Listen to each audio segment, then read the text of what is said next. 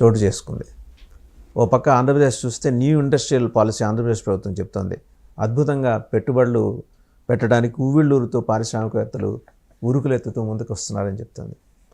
అది నిజమైతే మరి ప్రగతి విషయంలో పారామీటర్స్ని ప్రభుత్వం ఎలా నిర్ణయించాలనుకుంది, ఎలా నిర్ణయించింది, ఆ ప్రగతిని డెవలప్మెంట్ని విట్నెస్ చేయడానికి ప్రభుత్వం ఏం చెబుతుంది, జనాలకు ఏం చెబుతుంది?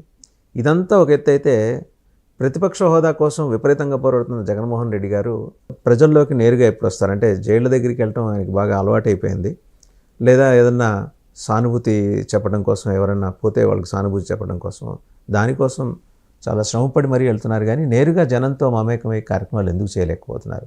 జగన్మోహన్ రెడ్డి గారు ఫిక్స్ అయిపోయారా? ఈ కూటమి పరిపాలన తర్వాత నెక్స్ట్ ఇంకా మళ్ళీ మనం అధికారంలోకి రావడం అనేది కల్లా మనం కనీసం వచ్చేసారి ప్రతిపక్ష హోదాకి ప్రయత్నిద్దాం, ఆ మేరకు సంఖ్యను పెంచుకుందాం అనే దాని మీద దృష్టి పెట్టారు. ఇంకా బోల్డ్ అనే అంశాలు చాలా క్రిటికల్గా మనతో విశ్లేషించడానికి ఉన్నారు వైఎస్ఆర్సీపీ జాయింట్ సెక్రటరీ, అధికార ప్రతినిధి కూడా ఆయన కారుమూరి వెంకటరెడ్డి గారు. నమస్తే వెంకటరెడ్డి గారు. నమస్తే వర్ధన్ గారు. 10 months అయిందండి. 10 monthsలో మీ ప్రజెన్స్ అంటే చాలా ఆశించారు. జనంతో ఉంటాను, జనంలోనే ఉంటాను, జనమే నా గుండె చప్పుడు, ఇన్ని చెప్పారు. ఇన్ని బోల్డ్ అంశాలు ఎక్కడ వీలు పెడితే అక్కడ జనం గురించి మాట్లాడుతూనే ఉన్నారు. బట్ ఆ జనాన్ని వదిలేసి బెంగళూరులో ఎందుకుంటున్నారు? నేను జనంలోనే ఉన్నాం, బెంగళూరులో లేం కదా. అంటే బెంగళూరులో కూడా జనం ఉన్నారని మీరు అనొచ్చు. కాదు కదా. ఇప్పుడు ఆంధ్రప్రదేశ్ చంద్రబాబు నాయుడు గారు శనివారం ఆదివారం వస్తే హైదరాబాద్ ఉంటున్నాడు. పవన్ కళ్యాణ్ ఎప్పుడు హైదరాబాద్లో ఉంటున్నాడు, ఎప్పుడు ఆంధ్రప్రదేశ్లో ఉంటున్నాడో ఎవరికి తెలియదు. వాళ్ళ స్థిర నివాసాలు ఎక్కడ ఉన్నాయి? చంద్రబాబు నాయుడు సొంత ఇల్లు ఎక్కడ? హైదరాబాద్. పవన్ కళ్యాణ్ సొంత ఇల్లు ఎక్కడ? హైదరాబాద్. వాళ్ళు హైదరాబాద్ నుంచి ఆంధ్రాకి వస్తున్నారు, మేము ఆంధ్రప్రదేశ్ నుంచి అప్పుడప్పుడు కర్ణాటక వెళ్తున్నాం. దానికి దీనికి తేడా ఉంది కదా. వాళ్ళు పర్మనెంట్ నివాసం హైదరాబాద్ ఉండి అప్పుడప్పుడు ఆంధ్రప్రదేశ్కి వస్తున్నారు, మేము పర్మనెంట్ నివాసం ఆంధ్రప్రదేశ్లో ఉంచి ఏదైతే బెంగళూరులో వ్యాపారాలు అవి కూడా ఉన్నాయి కాబట్టి సో వాటికి సంబంధించి జగన్మోహన్ రెడ్డి గారు చూసుకోవడానికి వెళ్తారు. మిమ్మల్ని ప్రశ్న అడిగిన వెంకటరెడ్డి గారు, చంద్రబాబు నాయుడు గారిని కలుసుకోవాలంటే వాళ్ళ పార్టీ ఆఫీస్కి వెళ్తే వారానికి 2-3 రోజులు వస్తారు. ఆయన వెళ్ళి కలవచ్చు నేరుగా. అయ్యారు మేము ఫలానా పెదనందిపాడు నుంచి వచ్చామండి, మిమ్మల్ని చూద్దామండి, ఆగి 2 నిమిషాలు మాట్లాడదు. మీ నాయకుడిని అలా కలుసుకోవడానికి అవకాశం ఉంటుందా? మీకు కాదు, వాళ్ళ సాధారణ ప్రజానికానికి.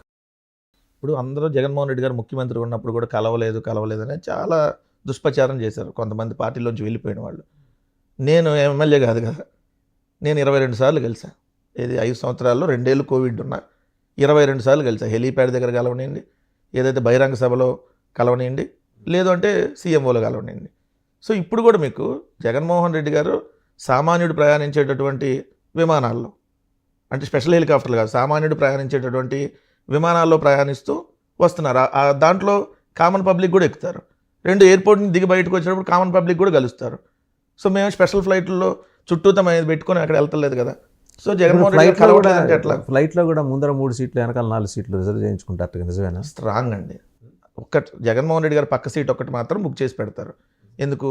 ఎవరన్నా మా నాయకులు లేదంటే ఇంకెవరన్నా వెళ్తారు, అంతవరకే ఉంటుంది తప్ప మాత్రం ముందుగానే వెనకగానే ఎక్కడ ఉంది. ఎందుకంటే మేము పాదయాత్ర అప్పుడు కూడా మేము జగన్మోహన్ రెడ్డి గారితో ట్రావెల్ చేస్తున్నాం కాబట్టి ఇప్పుడు కూడా వెళ్ళడానికి మాకు అవకాశం ఉంది. ఆల్రెడీ వెళ్తున్నటువంటి సందర్భంలో మా నాయకులు ఉన్నారు కాబట్టి రిజర్వ్ చేసి పెట్టారు.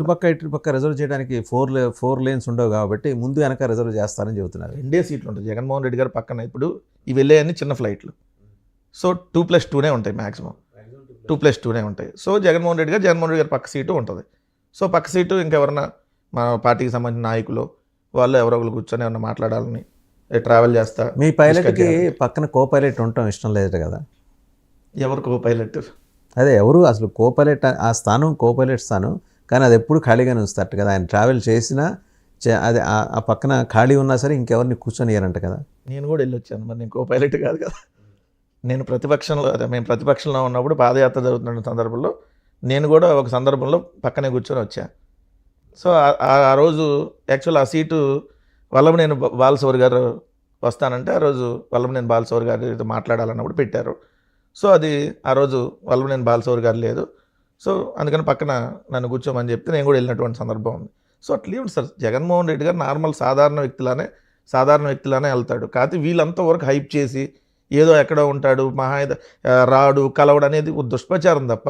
నిన్న కూడా కలిసాడు పబ్లిక్ని. నిన్న కూడా పబ్లిక్ కూడా మీరు ఆల్రెడీ మాట్లాడి పెట్టుకున్న పబ్లిక్ ఏట కదా. ఎట్లుంటారండి? ఇప్పుడు మన హెలిప్యాడ్ దగ్గర అదే అక్కడ వచ్చి గుమికుడి ఆ ధ్వంసం చేసిన వాళ్ళందరూ మీ కార్యకర్తలేట కదా, మీరు ఆర్గనైజ్ చేస్తారట కదా ఇదంతా. అంటే మా బలం చాలా ఉంది ఈ లెక్కలో.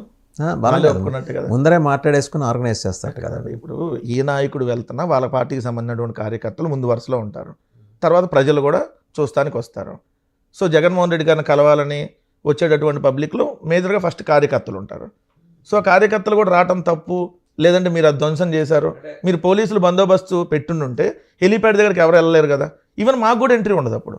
అదేం మాట అంటారండి మీరు. ఆవిడ మాజీ మంత్రి పరిటాల సునీత గారు అయితే ఆవిడ అన్నారు కదా, జగన్కి అయితే అన్ని ఇస్తున్నారు, ఆయన ఇంకా ప్రతిపక్ష నేత హోదా లేకపోయినా లోకల్ ఎమ్మెల్యే నాకు ఇవ్వట్లేదు అని ఆవిడ వాపోయారు. అంటే అంత చేటు సెక్యూరిటీ